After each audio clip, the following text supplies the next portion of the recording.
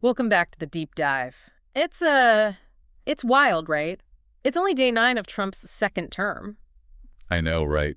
And we're already seeing this kind of pattern developing in a lot of the news. Absolutely. So today we're going to look at some news excerpts from just this past week and try to answer a big question. Great. What do these early actions tell us about what we can expect over the next 4 years? Yeah, it's interesting because it feels like all these different things happening are actually pieces of the same puzzle. Right. You know, we've got these legal battles over spending, then you've got these diplomatic clashes with Colombia, and then you've even got these kind of weird things happening inside the federal government. Right, yeah. So there's a lot to unpack here. Yeah. So let's start with this my way or the highway approach to governing Yeah, that we're seeing from Trump. He's facing pushback from like all sides at this point. he is. So what's your take on that? I mean, some people are saying it's just classic Trump, Right. but I feel like there's got to be more to it than that. I think you're right. It's definitely more than just his personality. Right. If you look at these lawsuits challenging the freeze on congressional funds, Right. he's not just trying to control spending here. Yeah. I think he's aiming to, fundamentally change the balance of power. Okay. So how would that work? Okay, so he's basically going after this law called the Impoundment Control Act of 1974, Okay. which basically limits a president's ability to ignore Congress when it comes to spending. Right. So if he can get this law declared unconstitutional, Uh-huh. it sets a precedent for future presidents to have way more power over the budget. Oh, wow. And that is a huge shift in power. So it's not even about the money itself. It's about who gets to make the decisions. Exactly. Yeah. And this power grab, it extends beyond finances. We're seeing it with the executive orders targeting trans rights, which are already facing legal challenges. Right. And then there's this whole thing with firing the commissioners from the Equal Employment Opportunity Commission, without following the procedures. Right. It's all about consolidating control. It's interesting you say that consolidating control, because that brings me to this whole new federal email system. Oh, yeah. Everyone is freaking out about the privacy aspect of it, Mm-hmm. but it also seems like another way to tighten his grip on things. For sure. So, I mean, is this level of control really sustainable? Or is he just setting himself up for even more legal battles down the road? I think it's a risky strategy. Okay. It might appeal to his base in the short term, Hmm. but he's alienating a lot of people. Yeah. And he's creating these potential legal vulnerabilities. Right. A good example of that is this whole Colombian situation. Yeah. He tried to, force their president into accepting these deported immigrants on his terms Right. and specifically demanding the use of military aircraft. Which was a whole thing. Yeah. Some people are saying that the Colombian president Petro actually stood up to Trump and made sure that those immigrants were treated humanely. But couldn't that have backfired? I mean, Colombia is a key ally for the U.S. Sure. Was it worth the risk? I think Petro actually played it really smart. Okay. He knew that refusing Trump publicly would be really popular back home, Mm-hmm. and it actually forced Trump to compromise. Oh, okay. In the end, they used commercial aircraft, Okay. and Petro got to look like this strong leader who stood up to a bully. So win for Petro. Right. But what about the bigger picture? Well, that's where it gets interesting. Okay. So by trying to bully a key ally, Trump may have actually pushed Colombia and maybe other Latin American countries closer to China. Oh, wow. They're all watching how the U.S. treats its partners, Right. and if they see inconsistency or aggression, Yeah. they might start looking elsewhere for economic and political alliances. That's a really good point. And we all remember how that little trade spat we had with Colombia Exactly. over this whole thing caused coffee prices to spike here in the U.S. So imagine what would happen if those trade relationships were damaged permanently. That's right. It would be chaos. Huge impact. So maybe this my way or the highway approach isn't so sustainable after all. Yeah, it definitely raises questions about the long-term consequences. For sure. Okay, let's switch gears for a second Sure. and talk about this deferred resignation offer for federal employees. Okay. It sounds like a really fancy way of saying get out now or you're fired. It does, doesn't it? So is he really just trying to purge the government and replace everyone with people who are loyal to him? Well, that's certainly one way to look at it, Right. especially when you consider that announcement email Right. is pretty blatant about job security. Yeah. But you have to remember, Elon Musk and his people are running the Office of Personnel Management now. Right. They have their own goals, Mhm. and they might not line up exactly with Trump's. So maybe this is more about, like, shrinking the government than about installing loyalists? That's definitely a possibility. Yeah. But here's the thing. Fewer government workers means longer wait times for things like passports, IRS help, Social Security assistance. Right.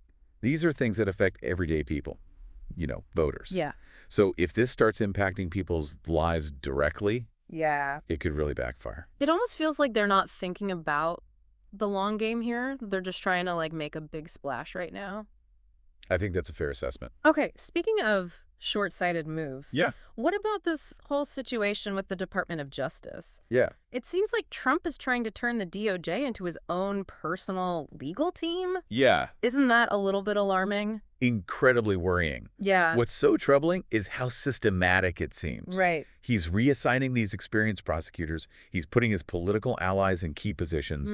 He's even targeting the inspectors general, Right. who are supposed to keep the DOJ accountable. It's like he's trying to dismantle it from the inside. Pretty much. And then there are the intimidation tactics. Right. Threatening local law enforcement, going after the prosecutors who handled the January 6 cases. Right. It's like a total power grab. Absolutely. And then there's the reallocation of resources. Okay. He's taking money away from counterterrorism efforts to put more towards the immigration crackdown. So is he compromising national security for a political agenda? It's a legitimate question. It's all very unsettling. It's like he's weakening the very institutions that are supposed to uphold the law and protect the public, It's a dangerous game. all to just consolidate power. It does make you wonder about the rule of law and the balance of power in this country. So we've seen attempts to control spending, reshape the DOJ, even potentially influence the media. Right. It's a lot to take in. It is. And it kind of paints a pretty clear picture of where things might be headed. It's a pattern worth paying attention to, for sure. Yeah, these early actions, they suggest this desire for unchecked power, this disregard for the norms, and even this willingness to use the government for personal gain. I think that's right. So how this will all play out over the next 4 years, I don't know, but it's clear that we're in for a wild ride. Absolutely buckle up. So listener, we've covered a lot of ground here, but we're just getting started. Stay tuned for part 2 of this deep dive, where we're going to look at some specific political shakeups, Right? like Senator Gary Peters' surprise announcement and those Florida special elections. We'll also be looking at the bigger implications of Trump's actions for the political landscape, for the media, and ultimately for you, the voter. So grab a pen and paper, jot down any questions or thoughts that come up, because we'll be diving even deeper in the next segment. Looking forward to it. Me too. So we just spent some time talking about Trump trying to consolidate his power within the executive branch, but what about Congress? Right. How does all of this stuff impact the balance of power there? Yeah, that's a great question, and it brings us to a pretty significant development. Senator Gary Peters announcing he won't run for re-election in 2026. Wow. Yeah, this is a big deal for the Democrats Okay. because they're already struggling to keep control of the Senate. Right. Losing an incumbent is never ideal. Never. But I keep hearing people say that the Democrats have a deep bench in Michigan. Right. What does that even mean? Like, how could that play out in this race? So a deep bench basically means they've got a bunch of strong potential candidates Okay. who could run and had a good shot at winning. Okay. Some names that are already being thrown around are like Pete Buttigieg Okay. and Mallory McMorrow. Uh-huh. But Buttigieg has that national recognition from when he ran for president. Right. So he might attract a wider range of voters. Okay. And McMorrow, she's kind of a rising star in Michigan politics. Okay. So she already has a strong base within the state. But even with those potential candidates, some analysts are saying that without Peter's incumbency advantage, this race is going to be really tight. Yeah, it's true. Yeah. Open seats are always more vulnerable. Right. So what could give the Republicans an edge here? Well, on the Republican side, you've got John James, Yeah. who's run for Senate in Michigan twice already. Right. But he lost both times. He did. But he might have more name recognition this time around. Okay. And then you've got Tudor Dixon, who lost the governor's race in 2022. Right. But she could still get some of those Republican voters energized. Okay. And then there's Ronna Romney McDaniel, Oh, wow. the chair of the Republican National Committee. She's kind of a wild card in this race.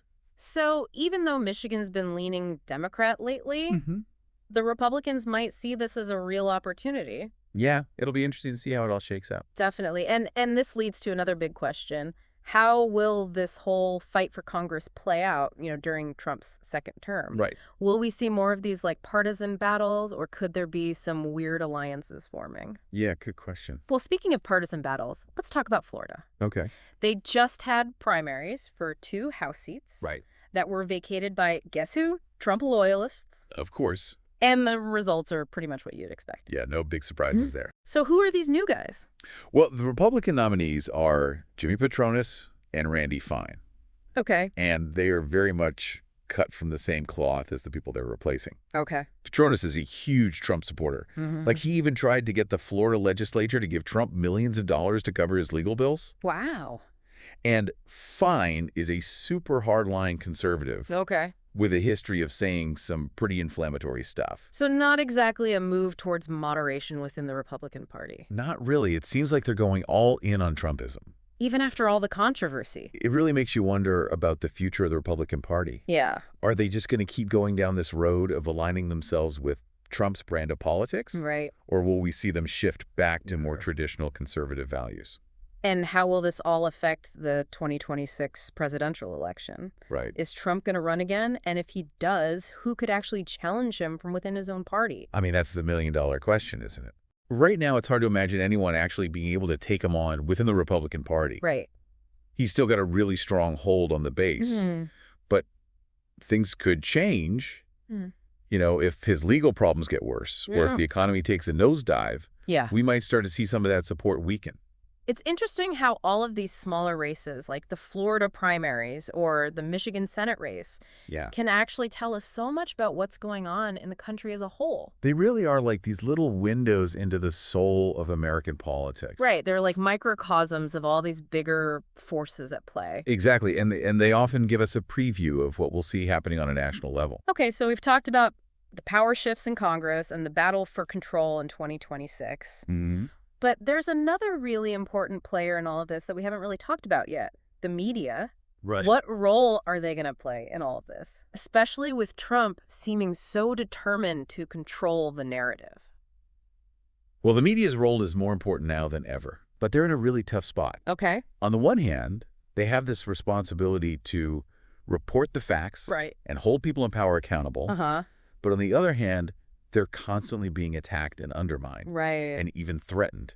And we can't forget about the economic pressures they're facing. Absolutely. With viewership and ad revenue declining. It's a tough environment for sure. Yeah, like that whole thing with CNN and Jim Acosta. Oh, yeah. It felt like CNN was trying to appease Trump by getting rid of one of his biggest critics. Right. But is that really a good strategy in the long run? Will giving in to him actually protect them from more attacks? I think it's a dangerous game to play. Right.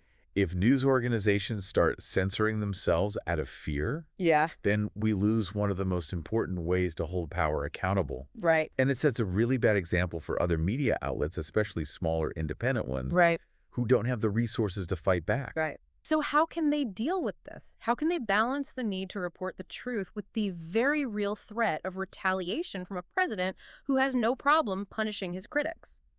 That's the million-dollar question. Yeah. There's no easy answer. Okay.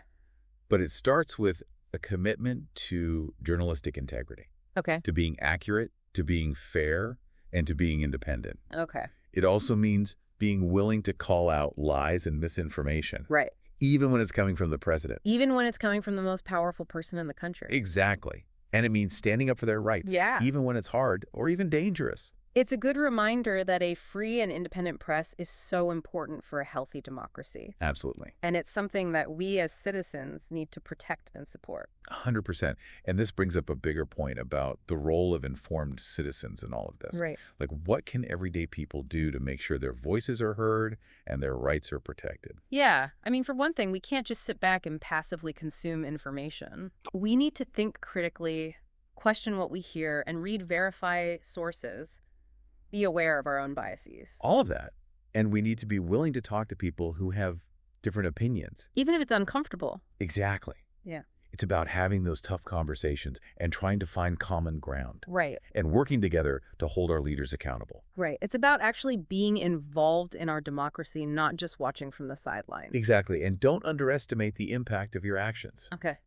whether it's voting in local elections, contacting your representatives, supporting organizations that align with your values, or even just talking about these issues with your friends and family. Every little bit counts. It's a team effort. It is. We need to work together to protect the things that make our democracy strong. And that starts with each of us. Absolutely. So we've covered a lot of ground today. We've talked about the potential power shifts within the government, the future of the Republican Party, the role of the media, and how important it is for citizens to be informed and involved. It's a lot to take in. It is. But we hope this is giving you some things to think about.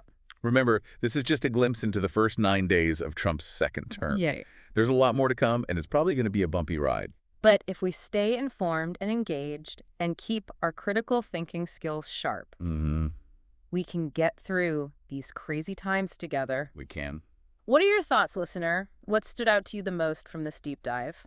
What questions are still on your mind? Hold on to those questions and keep digging, because the more we understand what's going on, the better prepared we'll be for whatever comes next. And remember, knowledge is power, so keep learning. Keep asking questions and stay curious. Couldn't have said it better myself. It's crazy, right?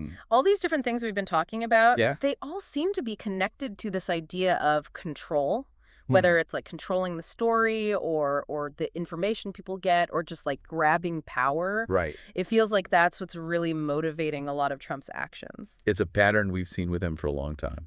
But it feels even stronger now that he's in his second term. And it seems like he always prioritizes loyalty over actual experience or even like following the rules. Yeah, and that can be really dangerous for a democracy. Exactly. We saw it with the whole DOJ thing and his battles with the media. And even in how he handles foreign policy, like with Colombia.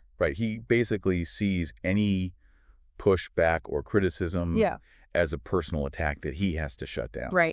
So how does that impact people? Well, it can erode trust in institutions. It weakens the checks and balances that are supposed to keep things in check. And it just makes society more divided. So basically a recipe for disaster. Pretty much. So what can regular people do? I mean, how do we deal with this crazy political landscape? Like, what advice would you give to someone who's just feeling completely overwhelmed by all this? I think the most important thing is to not just give up. It's easy to feel powerless when you see how much power these people have. But we can't forget that our democracy needs us to be active and informed. So what can we actually do? Well, you can start by being really careful about the information you consume. Don't just believe everything you hear or read. Question things, check the facts, and think about your own biases. So like be aware of the echo chambers we all get stuck in. Exactly, especially with social media. You have to make an effort to get outside of that bubble. And talk to people who see things differently. Even if it's hard. Exactly. You might not always agree. But listening to each other and trying to understand different viewpoints. That's what makes a democracy work. And it's not just about staying informed, right? It's also about doing something. Absolutely. Vote in every election, even the local ones. Contact your representatives. Tell them what you think. Support organizations that are fighting for things you believe in. And don't forget about those conversations you have with your friends and family. Sometimes just talking about these issues and sharing different perspectives can make a difference. So it all comes back to being engaged. We all have a role to play. We have to be involved and informed and active in our democracy. Not just watching from the sidelines. Well said. That's exactly what we're trying to do with this show. To give people the knowledge and tools they need to make sense of all this. Absolutely, because knowledge is power. And the more we understand about what's happening, the better prepared we'll be to create the future we want. I couldn't agree more. So as we wrap up this deep dive, we want to leave you with a message of hope. There are definitely challenges ahead. But we can get through them if we work together. We can. So stay curious, stay engaged, and stay informed. That's the key. The future of our democracy depends on it. It does. Thanks for joining us on this journey. It's been great. We'll be back soon with more deep dives into the news and events that are shaping our world. I'm looking forward to it. Me too. Until then, keep those critical thinking caps on.